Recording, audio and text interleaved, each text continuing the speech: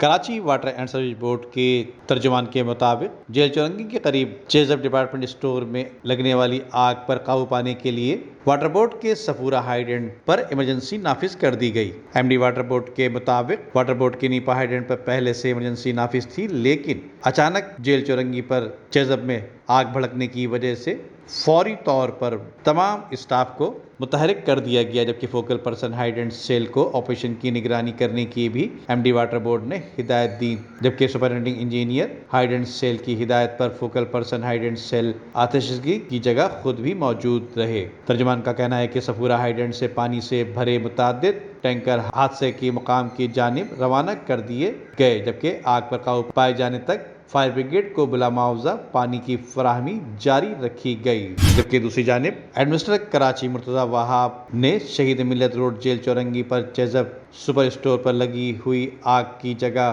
خود پہنچے اور ڈی سی ایسٹ کے ایم سی کے فائر فائٹر بھی اس موقع پر موجود تھے، جبکہ شدید دھوئیں کی وجہ سے مسائل کا سامنا کرنا پڑ رہا تھا، جبکہ پوری عمارت فوری طور پر خالی کرا دی گئی۔ ان کا کہنا تھا کہ اللہ کی مہربانی ہے کہ کسی جانی نقصان کا سامنا نہیں کرنا پڑا، جبکہ عمارت کے 170 فلیٹوں میں تمام لوگوں کو ریسکیو کر لیا گیا۔ اس حوالے سے بیرسٹر مرتضی وہاب نے بتایا، پورے ہمارے عملے نے تمام جو یہاں پہ اہلکار تھے انہوں نے بلڈنگ کا معائنہ کیا، اوپر تک گئے ہیں، جو لوگ موجود تھے ان کو ایویکویٹ کر لیا گیا ہے اور اس وقت کوئی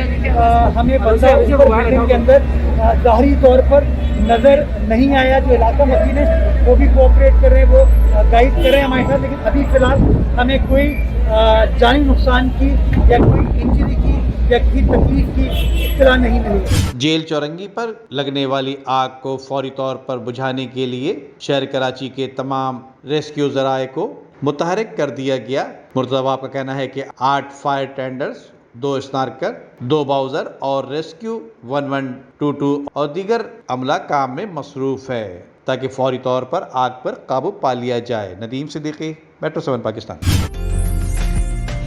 عمدہ میں پکائیں اور جی بھر کے کھائیں۔